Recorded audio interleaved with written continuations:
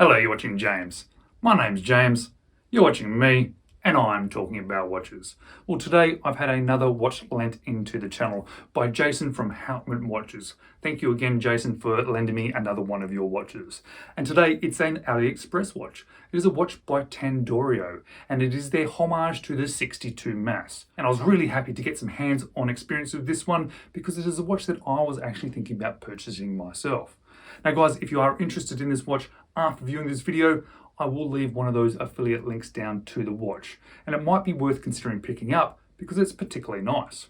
Now, if you are interested in it, there's a few different options available. You can get a few different dial colors. You can get it with the logos or without the logos. You can get it with a NH35 movement, or you can get it with the PT5000 movement. If you want to buy it with the NH35 movement, it is 130 Australian dollars.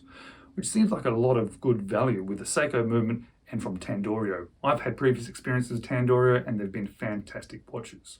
But if you want it with a high beat movement, you can get it with the PT5000 and it is 170 Australian dollars. So it's only a little bit extra for that high beat movement. Today, obviously, I'm featuring Jason's watch. It is the grey steel dial, no logo, with the Seiko NH35 movement.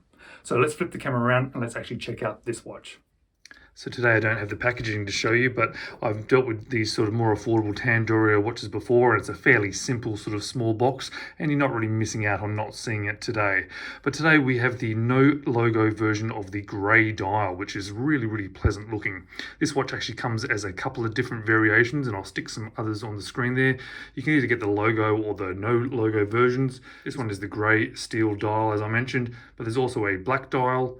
And there's also this really interesting wave dial there, which you can sort of get as well. Comes with some really good specifications, especially at this sort of price, that being 300 meters of water resistance, has a double domed sapphire crystal, ceramic bezel insert, and for all that with the NH35 movement, you can pick it up for 130 Australian dollars. Which I think is actually really good value in regards to this watch. The quality of it really is sort of far superior to that price. If you want to get a high beat movement, you can also get it with the PT5000 movement, but that costs a little bit more, costing at 170 Australian dollars. But what sort of dimensions are we getting? Well, we're sort of getting what we sort of expect from a homage of this watch. And that being a case of 40 millimeters, but the bezel actually overhangs slightly, being 41 millimeters. It is 15 millimeters wide, and that actually sounds like quite a lot, but this watch, surprisingly, it doesn't really feel that wide. The lug to lug is 50.4. Again, sounds like a large figure, but for some reason, this watch seems to handle it very well. The lug width is 20 millimeters, and the weight on this supplied rubber strap comes in at 107 grams. The color of this dial, this grey steel, is particularly pleasant. I actually particularly like this color, not just on watches, but it's actually probably one of my favorite colors for all sorts of things. But it is done really well, has sort of like a sunburst effect to it. I'll put some outdoor footage in of the dial now so you can actually see it properly in the sunlight. Here in the studio, it's a little bit harder. There is some minute tracks and hour dashes printed on in white surrounding the inner part of that dial. We have applied indices. We have a mixture of textures on these hands of both brushed and polished. They're all Loom filled as well. Nice long second hand. Obviously the date window there tucked in behind the minute hand at the moment, and that also has a nice surround to it. I think everything about this watch, as I go along and as I've been wearing it and as I've been experiencing it, it really has surprised me when I keep referring back to the price of this watch. Because the next thing is this bezel. You know, we have a nice sort of coin edge bezel, really nice and easy to hold on to. As I mentioned, it has a ceramic insert, and the action is wonderful. Really nice solid clicks, no movement whatsoever, really strong, 120 click unidirection. It's just, yeah, it's a nice feeling. It's nice and strong. You can't move it with one finger, but it's not so tight that you can't move it with two. Oh, really good. And I think it even lines up really well. 130 Australian dollars. It's really quite amazing what they can put out on these Chinese websites, because this is a really good watch, and that's not really a lot of money. We have a mixture of finishes on the top of the case. We have a circular brushing, polishing on the sides. The circular brushing, it's not fantastic. I wouldn't say it's the best brushing I've ever seen, but again, at this price, I have no concerns about it. This is a sort of dive watch, tool watch, so I don't mind it being a little bit rough. We've got a sterile screw down crown there. It's nice and easy to grab hold of. It is definitely screwed down. You can see the thread inside there. First position is the quick change for the date wheel. And then of course we have hacking, obviously being from a Seiko movement. The Loom is actually fairly good. We'll throw in a quick Loom video now just so you can have a bit of an idea. Obviously being an affordable watch, it's not perfect, but I'm actually quite impressed. Same as everything about this watch. I think it's not exactly perfect, but it's very, very impressive.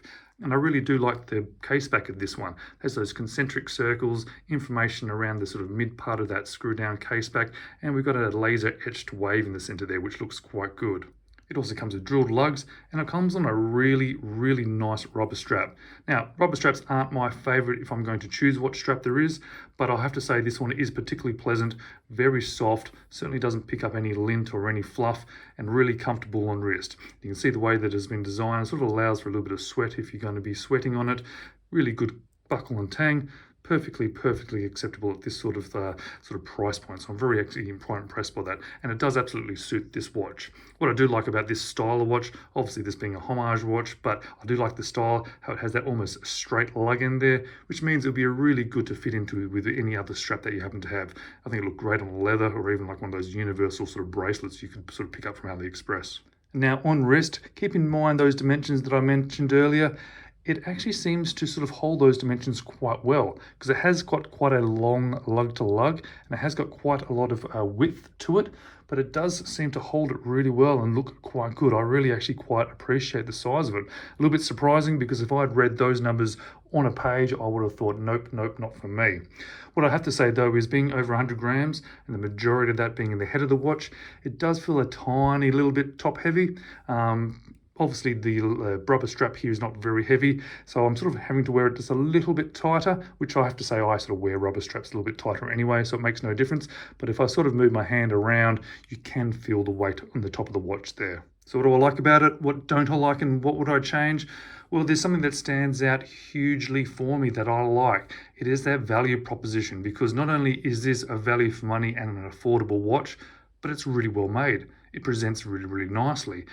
It wears really nicely, wears really well, looks really good. There's nothing really about it that I can point to that I can say that is bad.